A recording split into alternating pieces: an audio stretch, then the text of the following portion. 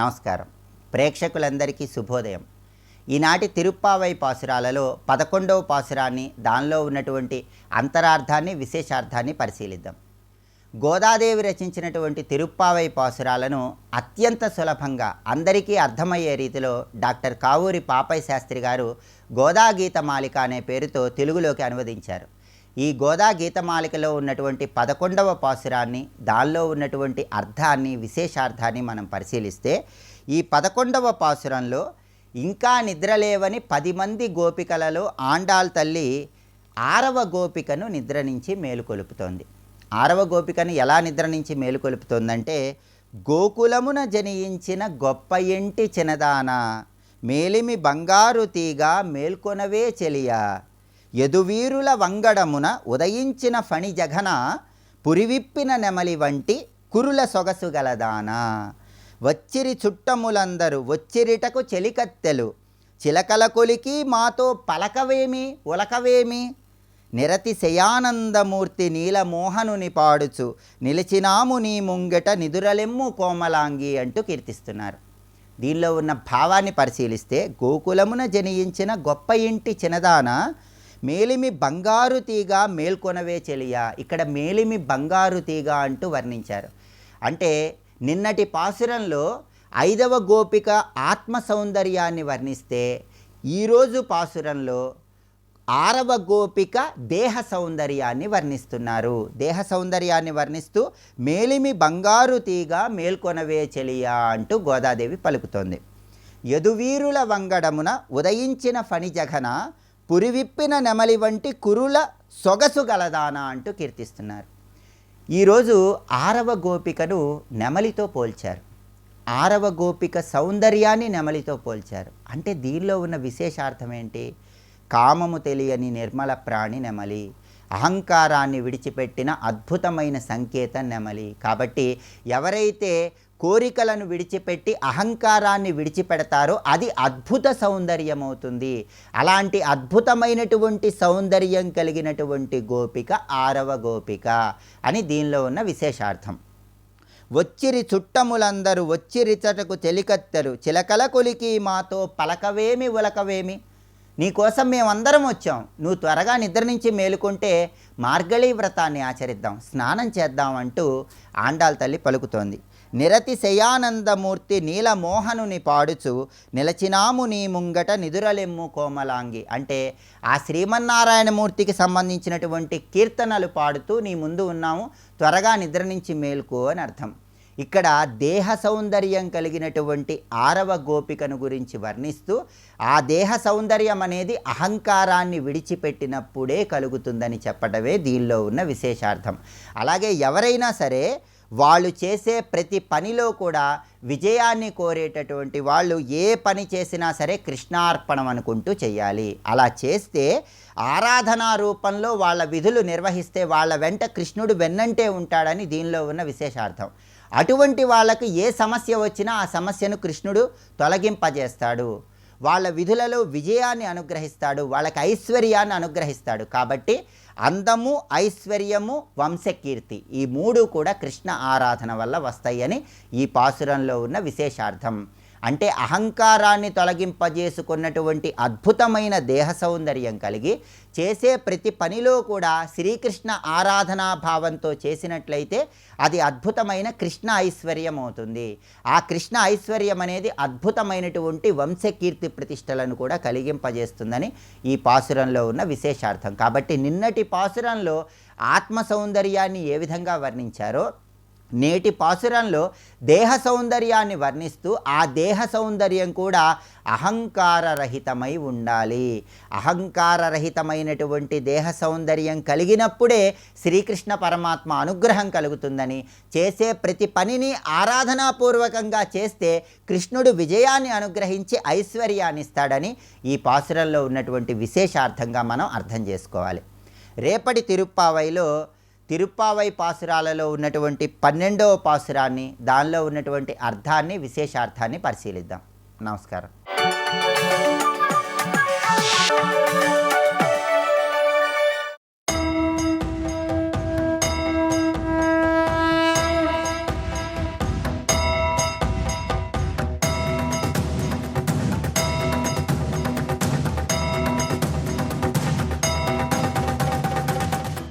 వివాహమైన తర్వాత చక్కని ఆసనంపై రమ పద్మ సహితంగా ఉన్నటువంటి ఆయన మనం నమస్కారం చేసుకుంటున్నాం. ప్రస్తుతం మాత్రం రమా సహితమే మన ధ్యానంలో ఇది. ఈ యుద్ధంలో జరిగిన కళ్యాణం ఇది కనుక.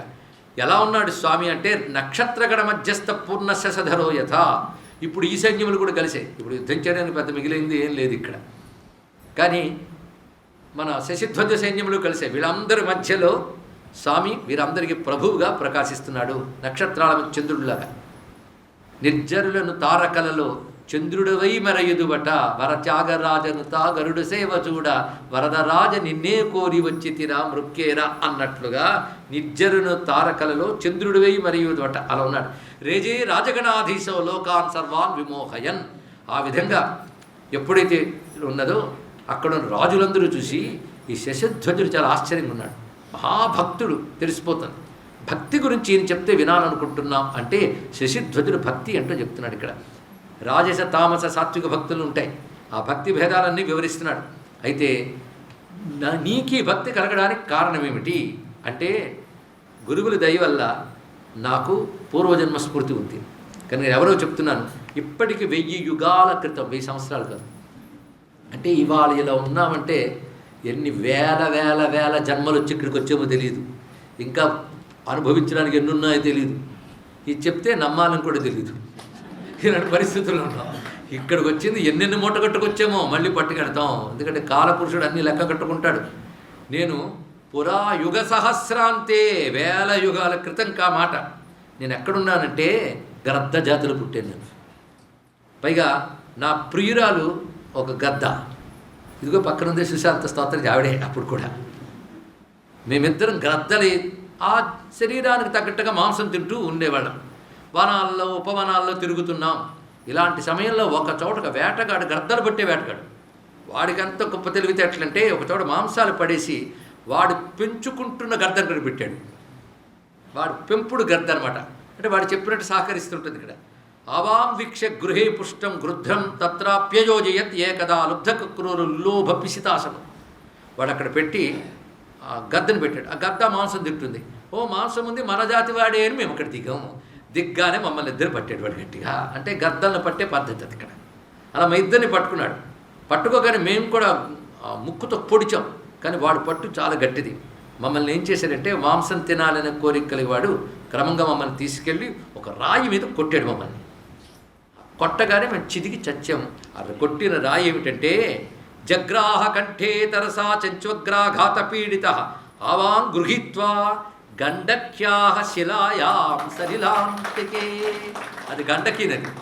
గండకీ నదిలో ఉన్న రాయి మీద కొట్టాడు. గండకీ నదులని సాలగ్రామ శిల్లు అండి. ఇక్కడ అవి సాలగ్రామ శిల్లు, వాటి మీద కొట్టాడు. అంటే సాలగ్రామ అనుకున్న గొప్పతనం దీనిలో. అవి పక్షులు, అది సాలగ్రామ విష్ణు స్వరూపం తెలియదు. కొట్టి చంపడం వల్ల ఆ ఒక్క సాలగ్రామ శిలాస్పర్శ వల్ల మస్తిష్కం చూర్ణయామాస లుబ్ధక పిసితాసన. మా తలని చిదిగాయి. పైగా అది చక్రాంకిత శిలా గంగా. గండకీ నదికి కూడా గంగా పేరున్నది. అది విష్ణు స్వరూపమైనటువంటిది. అక్కడ మేము మరణించడం చేత తర్వాత ఏం జరిగిందో సుమా అంటే ఒక పుణ్యకార్యం ఎలా తిప్పుతుందో దీన్ని బట్టి తెలుసుకోవాలని మనం అనుకుంటాం. ఇలాంటి కథలు మన కార్తీక పురాణంలో వాటిలో కొన్ని వింటూ ఉంటాం. కానీ జన్మలు ఎన్నెన్ని పుణ్యాలు వల్ల ఎప్పటికి ఇలా వచ్చాయో తెలియదు. ఉపాధులన్నింటిలో ఈశ్వర చైతన్యం ఉందని నమ్మేటటువంటి సనాతన ధర్మంలో ఆ ఈశ్వర చైతన్యమే కర్మలను అనుసరించి ఉపాధులు ఇస్తున్నది. కానీ ఎలకుపాధి తక్కువ, మనుష్యోపాధి ఎక్కువ అనేది మనుష్యోపాధులు మనం అంటున్నాం. ఎలకు అనుకోదు. తెలుసుకోండి. ఇక్కడ సునకము తన బ్రతుకు ఘనమై తలపోయి అన్నాడు అన్నమయ్య. కానీ ఏ ఉపాధి దాని గొప్పగానే ఉంటుంది. ఇలాంటి ఉపాధులు ఎన్నో గడిచి ఏదో పుణ్య విశేషాలు మూట కట్టుకుని తెచ్చుకున్న శరీరం ఇక్కడ. అందుకే వేటిని తీసిపారేయడానికి లేదండి. జన్మలు, నీ వెనక జన్మలు, తర్వాత జన్మలు చూడగలిగే మహాపురుషులు చెప్పగలరు వృత్తాంతాన్ని. చిన్న విషయం కదా. ఎన్ని చేసుకుని ఇక్కడికి వచ్చామో దీన్ని బట్టి ఎంత జాగ్రత్తగా ఉండాలో ఈ కథలో ఉన్నది. అందుకు మా తర్వాత స్థితి ఏమొచ్చిందంటే ఆ తర్వాత మేము చేరుకున్నది క్రమంగా దివ్యమైనటువంటి లోకాలకి చేరుకున్నాం. ఆ లోకాల్లో బ్రహ్మలోకంలో 100 యుగాలు బ్రతికాం. బ్రహ్మలోకే 500 యుగానాంపు వజ్జవై దేవలోకే కాలవసాత్. అక్కడి నుంచి అంటే 100 యుగాలు బ్రహ్మలోకంలో ఉన్నాం. నరకాలకు వెళ్ళలేదు వాడు. చూడండి ఇక్కడ బ్రహ్మలోకం నుండి అటు నుంచి క్రమంగా దేవలోకంలో యుగ 400 ఒక 400 యుగాలు స్వర్గలోకంలో ఉన్నాం. తర్వాత భూమి మీదకి వచ్చాం. భూమి మీద కూడా కొన్ని జన్మలు ఎత్తాను, మంచి జన్మలు. ఆ తర్వాత ఇప్పుడు ఈ జన్మ ఇచ్చాను. అంతకు మధ్యలో కొన్ని మానవ జన్మలు అయ్యే తర్వాత చెప్తాడు. కానీ పవిత్ర జన్మలు అన్నీ గొప్పవి నాకు. ఇది నా పాపములన్నీ పోగొట్టి ఇన్ని ఉత్తమ లోకాల్లో సృష్టించి, ఎందుకంటే పురాణముల ప్రకారం కూడా మనం చేసిన పుణ్యకార్యముల వల్ల ఉత్తమ లోకాల్లో దివ్య సుఖాలు అనుభవించి మళ్ళీ ఉత్తమ దేహాలను పొందుతాం ఈ జన్మలో. ఆ జన్మలో భక్తో జ్ఞానమో ఏదో మళ్ళీ వెలగబెట్టుకుని ముక్తికి ప్రయత్నం చేయవచ్చు. అది చేయకపోతే మళ్ళీ వెనకబడతాం. ఇది మొత్తం తెలుసుకోవాల్సింది. కనుక నేను మళ్ళీ భూమి యందు వచ్చాను. కానీ కేవలం శాలగ్రామ శిలా స్పర్శ వల్ల హరి అనుగ్రహం లభించింది. ఆ హరి అనుగ్రహం వల్ల నాకు ఇదంతా స్మృతి పథంలోకి వచ్చింది. దీన్ని జాత స్మృతి అంటారు. గత జన్మలు గుర్తు రావడం. గత జన్మలు గుర్తు రావడం అంటే ఇన్ని వేల యుగాల జన్మలు గుర్తున్నాయి ఈయనకి అంటే ఇప్పుడు ఈ స్థితికి కారణమైన సుకృతం ఏదో అది మాత్రమే గుర్తొస్తుంది. తెలుసుకోండి. ఇవాళ నువ్వు అనుభవిస్తున్న కర్మ గత జన్మల్లో ఎక్కడెక్కడి నుంచి తీసుకొచ్చాడో అవే స్మృతిలోకి తెస్తే ఇస్తాడు. ఇది ఒక యోగం. దీన్ని జాతస్మృతి అంటారు. కొందరు తపస్సు చేత ఈ శక్తిని పొందుతారు. కొందరు పురాసుకృతం చేత కూడా వస్తుంది జాతస్మృతి. తన జన్మలు చెప్పడమే కాకుండా ఇతరుల జన్మలు కూడా చెప్పగలిగిన మహాపురుషులు ఉంటారు. నేటికి ఉన్నారండి ఈ దేశంలో, కొదవలేదు.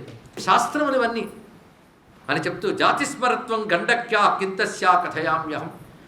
సాలగ్రామ స్పర్శ అజ్ఞాతంగా జరిగితేనే ఉన్నదే జలస్పర్శ మాత్రేన మహాత్మ్యం మహదద్భుతం.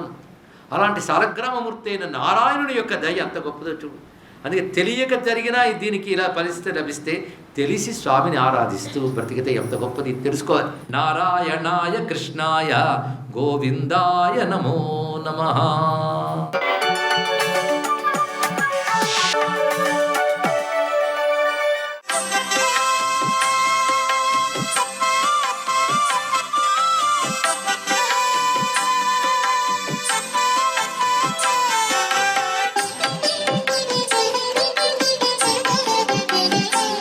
ఓం నమో నారాయణాయ.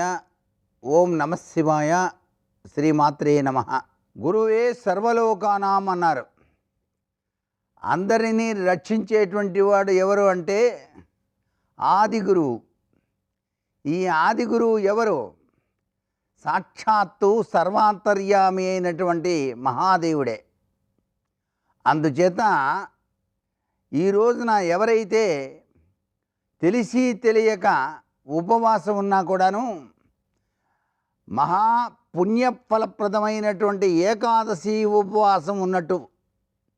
అందుకనే ఈరోజు సఫలవంతమయ్యేటువంటి ఏకాదశి తిథి. విష్ణుదేవుని మనస్ఫూర్తిగా ధ్యానం చేయాలి. మేఘశ్యామం పీతకౌశేయవాసం శ్రీవత్సాంకం కౌస్తుభోద్భాసితాంగం పుణ్యోపేతం పుండరీకాయతాక్షం హే విష్ణు వందే సర్వలోకైకనాథం అంటూ ఈ ఏకాదశి పర్వదినాన విష్ణుదేవుని, గోదాదేవిని, లక్ష్మీదేవిని చక్కగా మనసు నిండా నింపుకొని ఎవరైతే ధ్యానిస్తారో వారికి పరిపూర్ణవంతమైనటువంటి ఆనందతత్వంతో కూడినటువంటి జీవనం లభ్యపడి తీరుతుంది. ప్రతినిత్యం కూడా మనం నిత్యం పూజ చేసేటప్పుడు ఔపోసన పట్టేటువంటి స్థితిలో కూడాను ఆ కేశవ నామాల్ని స్మరిస్తాం. అది ఎంత గొప్ప విశేషకరం. ఓం కేశవాయ స్వాహ, నారాయణాయ స్వాహ, మాధవాయ స్వాహ, గోవిందాయ నమః, విష్ణువే నమః, మధుసూదనాయ నమః, త్రివిక్రమాయ నమః, వామనాయ నమః, శ్రీధరాయ నమః, ఋషికేశాయ నమః అంటాం. ఆద్యంతము కూడాను ఆ యొక్క విష్ణు భగవాన్ని స్మరిస్తూనే మనం నిత్య జీవితంలో ప్రతి ఒక్క పని కూడాను ఆచరించినట్లయితే మానవ జీవితం కృతార్థతత్వంలో విరాజిల్లుతుంది. అంటే విజయాన్ని సాధించడానికి ఆస్కారం ఉంటుంది సుమా. సర్వే జనా సుఖినో భవంతు.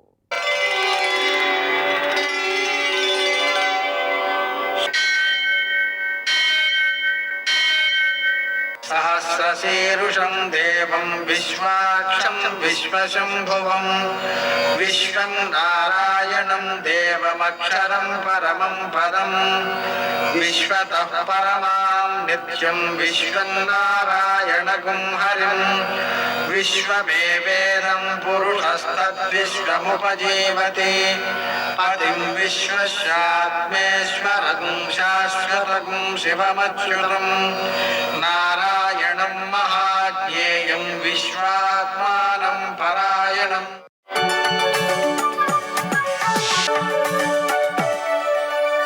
सूर्यशौर्यमथेन्दुरिन्द्रपदवी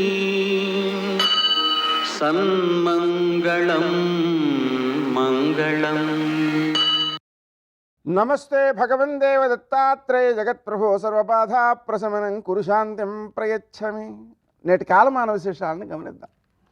స్వస్తి శ్రీ చాంద్రమాన క్రోధనామ సంవత్సరం, ఉత్తరాయణం, కొన్ని పంచాంగాల్లో దక్షిణాయనం, హేమంత ఋతువు, మార్గశిర మాసం, కృష్ణపక్షం, గురువారం. సూర్యోదయం 6:47, సూర్యాస్తమయం 5:46. తిథి ఏకాదశి రాత్రి 12:41 వరకు, నక్షత్రం స్వాతి సాయంత్రం 6:06 వరకు, వర్జం రాత్రి 12:14 నుంచి 1:59 వరకు, దుర్ముహూర్తం ఉదయం 10:27 నుంచి 11:11 వరకు, మరల మధ్యాహ్నం 2:50 నుంచి 3:34 వరకు, అమృతకాలం ఉదయం 8:17 నుంచి 10:04 వరకు, రాహుకాలం గురువారం కాబట్టి మధ్యాహ్నం 1:30 నుంచి 3 గంటల వరకు, అష్టక వర్గ రీత్యా శుభప్రదమైన సమయం ఉదయం 9:05.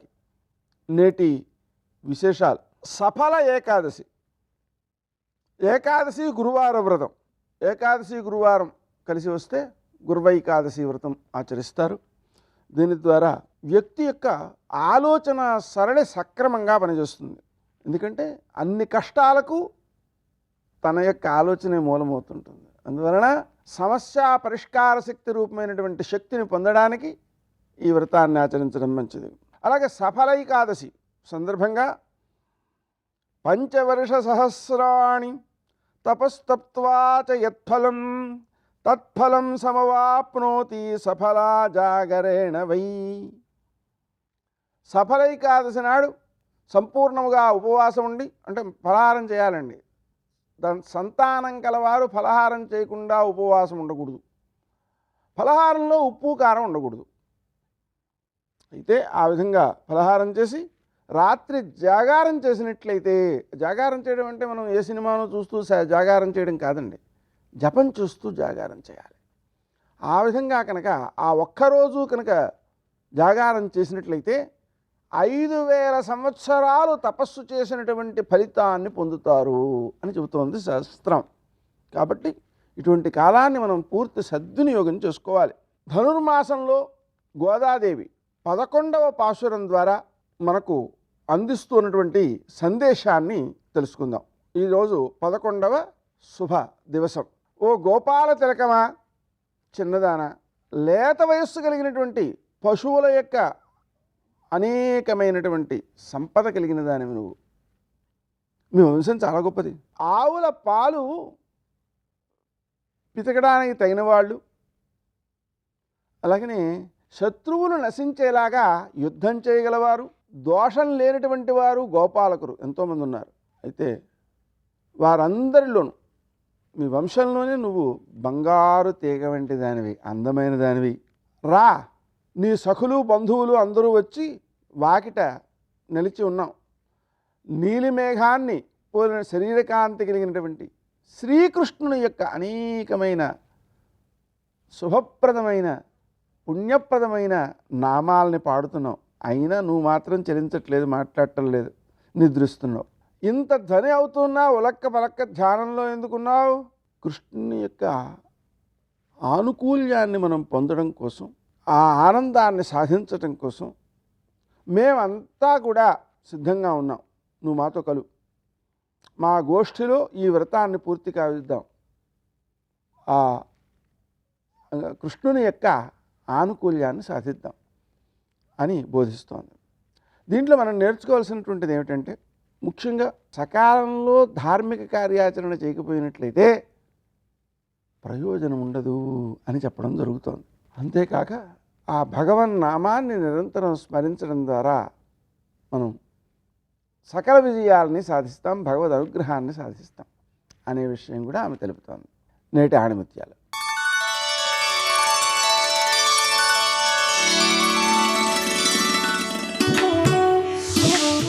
గౌరవం అనేది వయస్సును బట్టి ఉండదు, వ్యక్తి సంస్కారాన్ని బట్టి ఉంటుంది.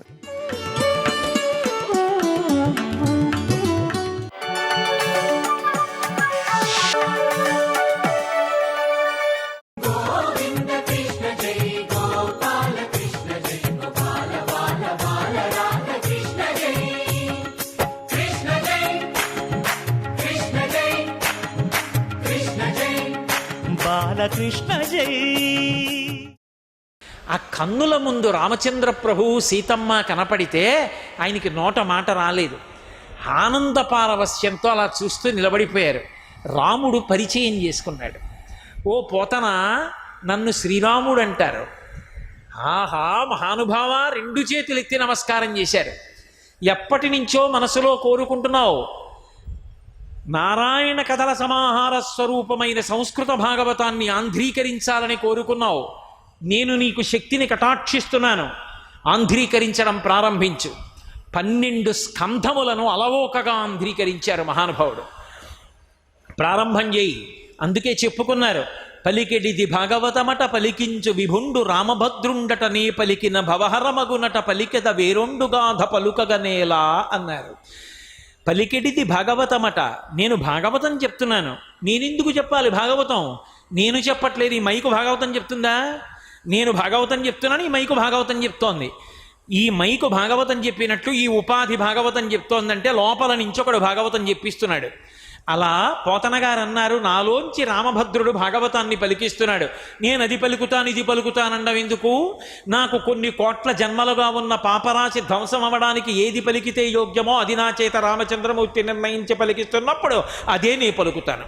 కాబట్టి పలికిడిది భాగవతమట పలికించు విభుండు రామభద్రుండట నే పలికిన భవహరమగునట పలికెద వేరొండుగాధ పలుకగనేలా.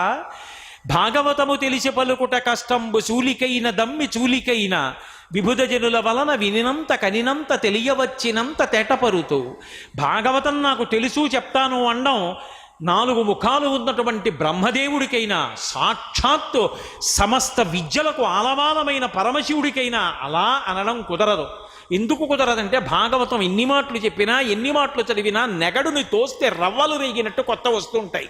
కాబట్టి వివిధ జనుల వలన వినినంత కనినంత నాకు ఏది దర్శనమైందో, నాకు పెద్దలైన వారు చెప్పినప్పుడు ఏది అర్థమైందో దాన్ని భాగవతంగా ఆంధ్రీకరించి ఇస్తాను అని ఆయన ఎందుకు నేను ఆంధ్రీకరిస్తున్నాను భాగవతం అంటే చెప్పుకున్నారు. తెలుగు భాషలో ఇటువంటి పద్యం మకుటాయమానం. అటువంటి ప్రార్థనా శ్లోకంతో మొదలుపెట్టారు. శ్రీకైవల్య పదంబు చేరుటకునై చింతించదన్ లోకరక్షైకారంభకు భక్తపాలన కళా సంరంభకున్ దానవోద్రేక స్తంభకు కేళిలోల విలస దృగ్జాల సంభూత నానా కంజాత భవాండ కుంభకు మహానందాంగనాఢింబకున్ అన్నారు. శ్రీ అన్నదాంతో మొదలుపెట్టారు. ఎందుకని? అది భాగవతం. ధర్మము, అర్థము, కామము ఈ 3టిని కలిపి శ్రీ అంటారు. గృహస్థుగా అర్ధకామములను ధర్మంతో ముడియడం రావాలి. ధర్మంతో ముడిపడని అర్థము, ధర్మంతో ముడిపడని కామము ఈ 2 వినాశహేతువులు. అందుకని ధర్మార్థ కామములు 3 కలిపి శ్రీకారంతో పిలుస్తారు. శ్రీకారంతో ప్రారంభం చేయడం చాలా గొప్పది. శ్రీకి పక్కన దేన్ని చేర్చారు? కకారం చేర్చారు. శ్రీకై అంటూను. కా ఎందుకు చెప్పాలి? హల్లులలో మొదటిది కకారం. కకారంతో మొదలు పెడితే అది మంగళాచరణం అవుతుంది. సర్వం శ్రీ ఉమామహేశ్వర పరబ్రహ్మార్పణమస్తు. స్వస్తి.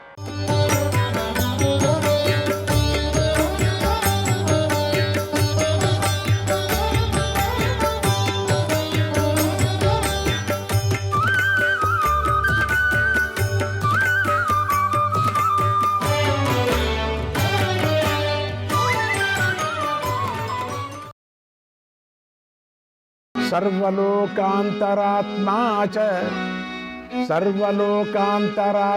చ సర్వగః సర్వవాద్యపి సర్వత్ర భగవాన్ జ్ఞేయః హృదిస్థగ సర్వదేహినాం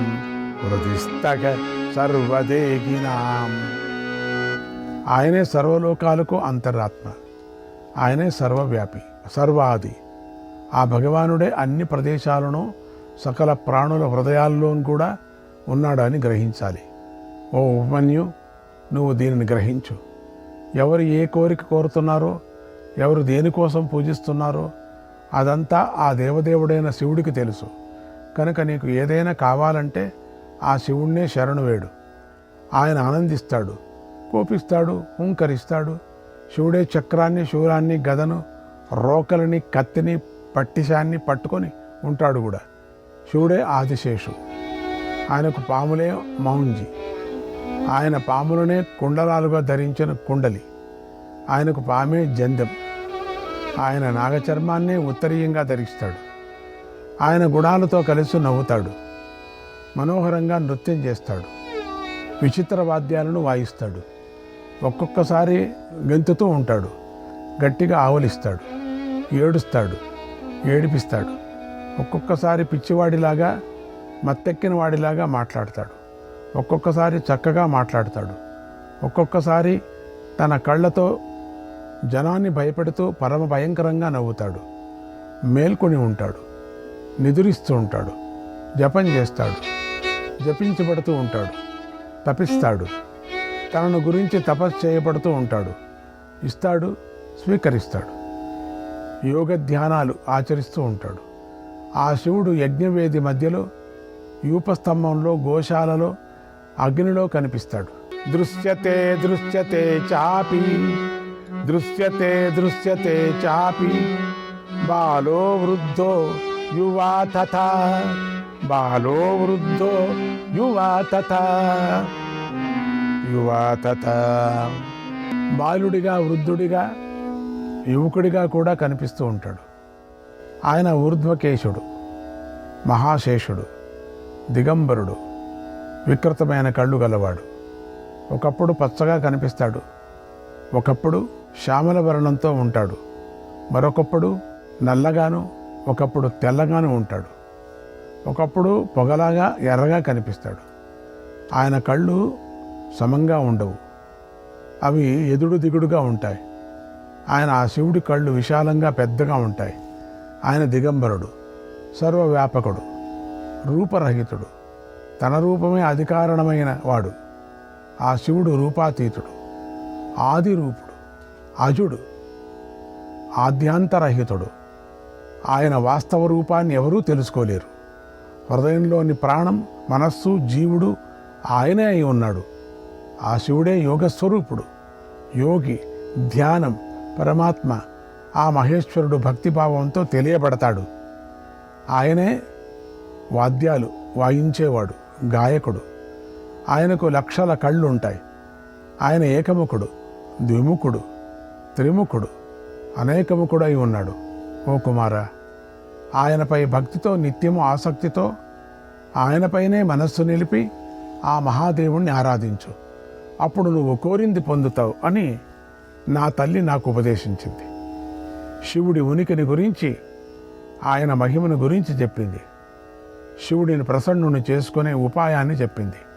ఓ కృష్ణ, తల్లి చెప్పిన ఆ మాటలు విని అప్పటి నుంచే నాకు మహాదేవుడిపై స్థిరమైన భక్తి కుదిరింది. నేను తపస్సు చేసి శివుణ్ణి సంతోషపెట్టాను. ఎడమగాలి బొటన వేలపై నిలిచి 1000 సంవత్సరాలు తపస్సు చేశాను. అప్పుడు నేను ఇలా నియమాలను పాటించాను. 100 సంవత్సరాలు పండ్లనే ఆహారంగా తిన్నాను. 2వ 100 సంవత్సరాలు పండుటాకులు తిన్నాను. 3వ 100 సంవత్సరాలు నీటిని ఆహారంగా స్వీకరించాను. 700 సంవత్సరాల పాటు గాలిని ఆహారంగా స్వీకరించాను. ఇలా 1000 దివ్య సంవత్సరాలు శివుణ్ణి ఆరాధించాను. ఆ నియమాలకు సర్వలోకేశ్వరుడైనటువంటి మహాదేవుడు ఎంతో ఆనందించాడు. ఆ అనన్య భక్తిని గ్రహించాడు. నన్ను పరీక్షించాలని నిర్ణయించుకున్నాడు. సకల దేవగణాలు చుట్టూ నిలుపుకొని ఇంద్రుడయ్యాడు. ఐరావతాన్ని ఎక్కి నా వద్దకొచ్చాడు. ఆ ఐరావతం అమృతంలాగా తెల్లగా ఉంది. దాని కళ్ళు ఎర్రగా ఉన్నాయి. చెవులు నిక్క పొడుచుకొని ఉన్నాయి. అది తొండాన్ని ముడుచుకొని ఉంది. దాని 4 దంతాలు ఉన్నాయి. దానికి అది మదజలాన్ని ప్రవహిస్తూ మహాభయంకరంగా ఉంది. ఇంద్ర రూపంలో ఉన్నటువంటి శివుడు కిరీటాన్ని కేయూరాలను అలంకరించుకొని ఉన్నాడు. తేజస్సుతో ప్రకాశిస్తున్నాడు. ఆయన తలపై తెల్లని గొడుగు ఉంది. అప్సరస్సులు ఆయనకు సేవిస్తున్నారు. ఆయన చెంత నుండి దివ్య గంధర్వ నాదాలు వినిపిస్తున్నాయి. ఆ ఇంద్రుడు నాతో ఇలా అన్నాడు, ఓ ద్విజోత్తమ, నువ్వు గొప్ప తపస్సు చేశావు. అందుకు నేనెంతో ఆనందించాను.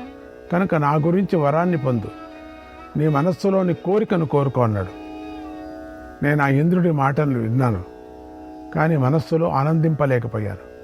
పైకి చిరునవ్వు నవ్వుతూ ఇలా అన్నాను, ఓ దేవా, నేను శివుడి నుండే వరాన్ని పొందాలనుకుంటున్నాను, కానీ ఇతర ఏ దేవుడి నుండి పొందాలనుకోవటం లేదు.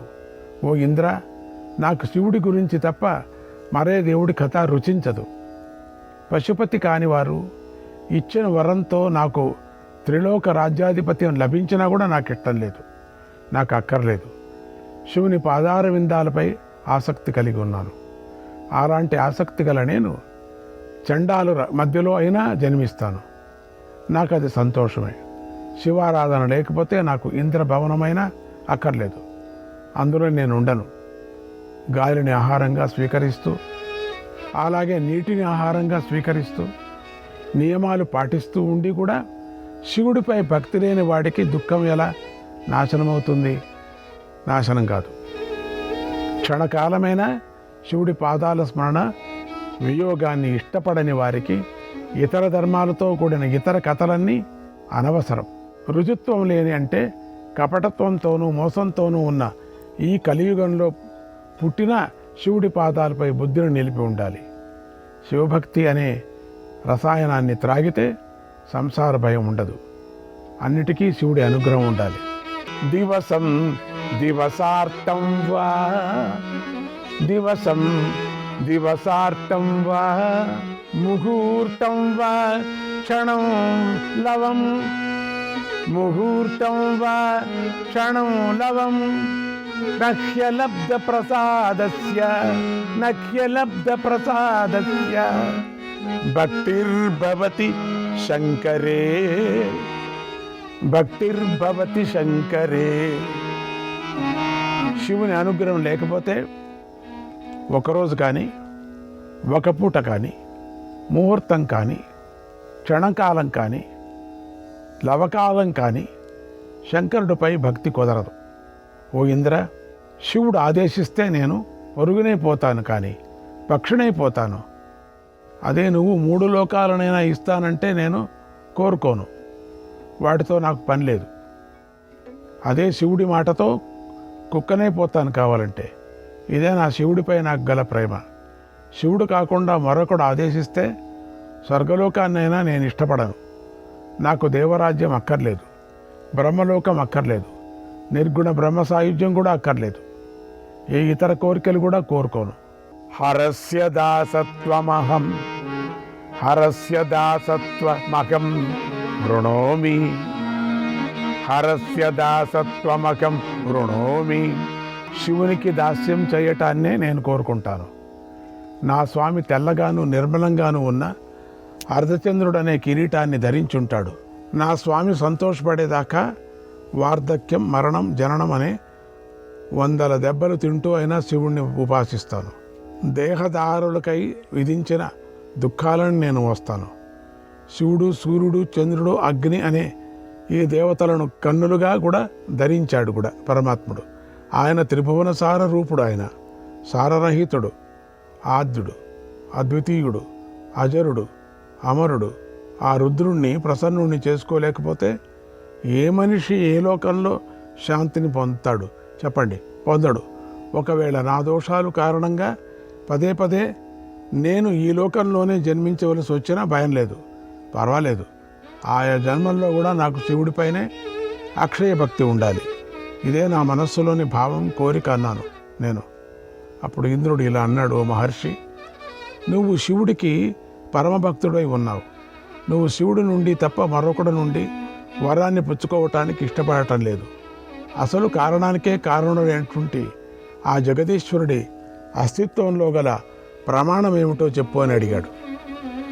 నేను ఇలా చెప్పాను, సదసద్వ్యక్తమవ్యక్తం, సదసద్వ్యక్తమవ్యక్తం, యమాహుర్ బ్రహ్మవాదినగ యమాహుర్ బ్రహ్మవాదినగ నిత్యమేకమనేకం చ నిత్యమేకమనేకం చ వరం తస్మాత్ వృణీమహే వరం తస్మాత్ వృణీమహే.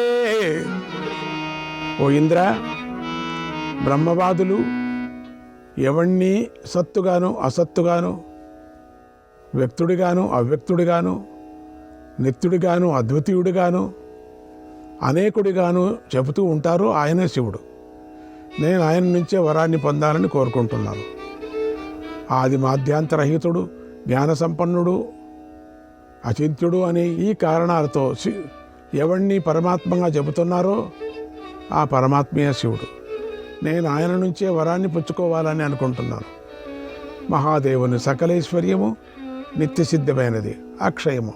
ఆయన కారణరహితుడు, సర్వ కారణాలకు ఆయనే బీజం. కనుక నేను ఆయన నుంచే వరాన్ని కోరుకుంటున్నాను.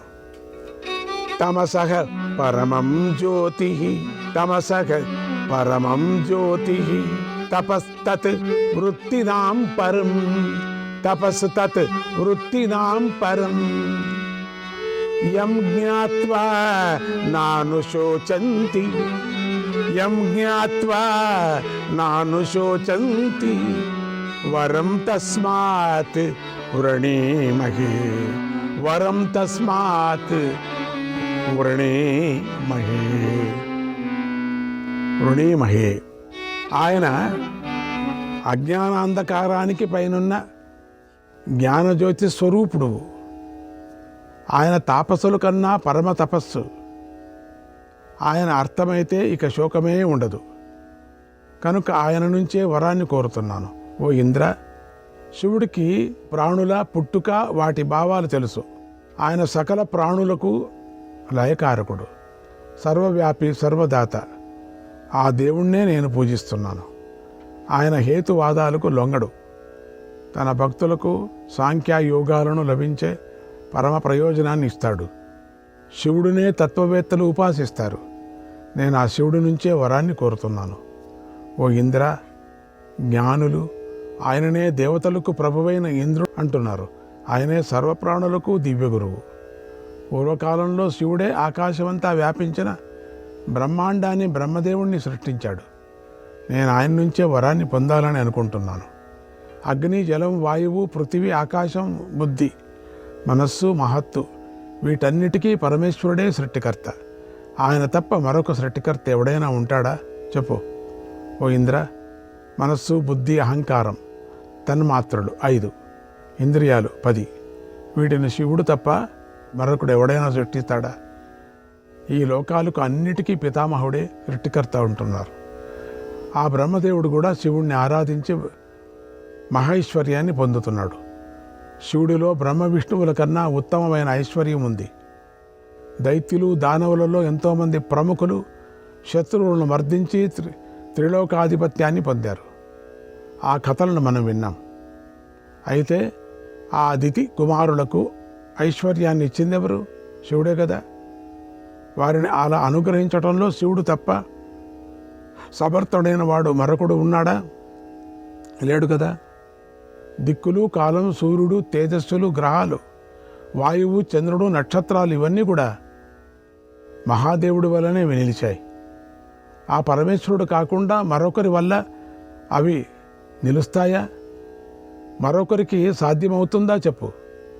యజ్ఞం యొక్క ఉత్పత్తి వినాశాల, త్రిపురాల ఉత్పత్తి వినాశాలు, దైత్య దానవులకు ఆధిపత్యం, శత్రుమర్దన శక్తి మొదలైనవన్నీ కూడా శివుడి యొక్క అనుగ్రహం ఫలాలై ఉన్నాయి. ఓ ఇంద్ర, ఇక్కడ హేతువాదంతో కూడినటువంటి అన్ని మాటలు ఎందుకు? నిన్ను సిద్ధులు, గంధర్వులు, దేవతలు, ఋషులు పూజిస్తున్నారు. ఇదంతా దేవదేవుడైన శివుడి అనుగ్రహం వల్లనే జరుగుతోంది. చేతన పదార్థాలలో కానీ అచేతన పదార్థాల్లో కానీ ఇలాంటిది ఉన్నది అని కనిపించే లక్షణం మహేశ్వరుడి ద్వారానే ఏర్పడుతోంది. ఇంద్ర, భూలోకంలో ప్రారంభించి మహర్లోకం వరకు అలోకాలలోనూ, పర్వత మధ్యలలోనూ, ద్వీప స్థానాల్లోనూ, మేరు పర్వత సంపదలలోనూ మహాదేవుని స్థితి ఉంది. దీనిని తత్వదృష్టులు దర్శించి చెబుతున్నారు. ఓ ఇంద్ర, దేవతలకు పరమేశ్వరుడి కంటే మరొక గతి కనుక ఉంటే దేవతలు అసురుల బాధలకు గురి అయిన సమయంలో ఆయననే ఎందుకు శరణు కోరుకోవటం లేదు?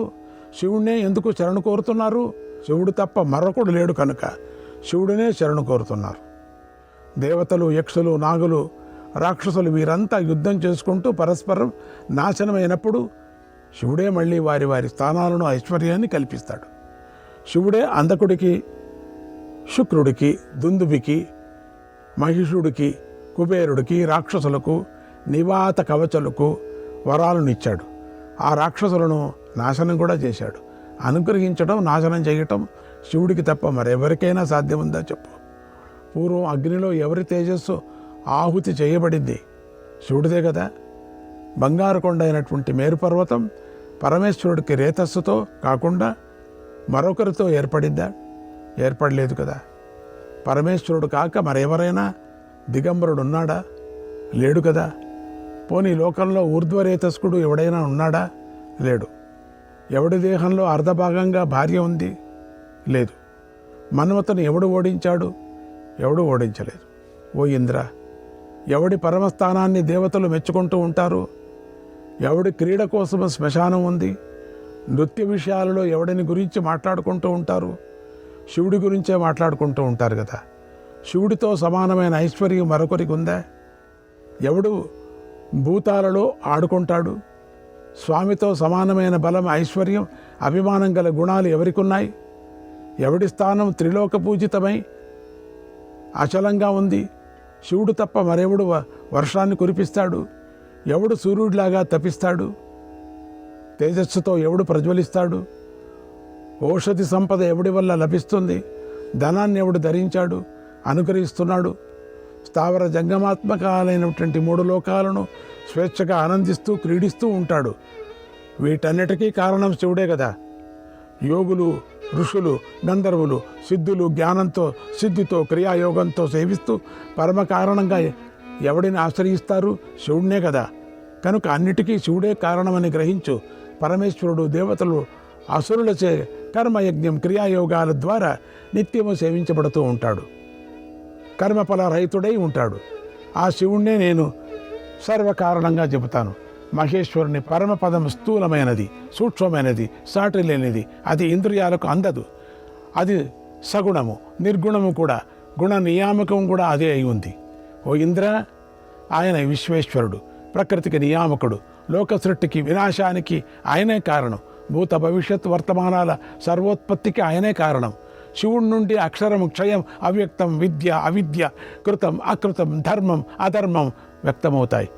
అందుచేత ఆయనే సర్వకారణమని నేను అంటాను. ఓ దేవేంద్ర, సృష్టి సంహార హేతువు దేవదేవుడైనటువంటి ఆ రుద్రుడు భగ చిహ్నమైనటువంటి అంగరూపాన్ని ధరించాడు కదా. చూడు, ఆయన సర్వకారణ స్వరూపం కనిపిస్తూనే ఉంది. లోకంలోనే కార్యానికి పరమేశ్వరుడి కంటే మరొకడు కారణమైన వాడు లేడు.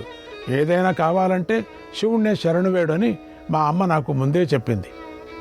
బ్రహ్మాది ప్రజాపతుల సంకల్పంతో పుట్టిన ఈ త్రిభువనాలు, వాటిలోని బద్ధజీవులు, ముక్తజీవులు భగలింగ సంయోగంతో పుట్టారు. ఆ విషయం అందరికీ తెలుసు. బ్రహ్మ, ఇంద్రుడు, అగ్ని, విష్ణువులతో సహా దేవతలు, దైత్యులు తమ మనస్సులలో వేల కొద్ది కోరికలు నిలుపుకున్నారు. వారిలో ఎవరు కూడా పరమేశ్వరుని మించిన వాడిని అని చెప్పటం లేదే. శివుడు స్థావర జంగమాత్మకమైనటువంటి జగత్తుకు అధిపతి, వేద్యమైనటువంటి ఉత్తమ తత్వస్వరూపుడు. శ్రీకృష్ణాయ పరమాత్మనే నమః.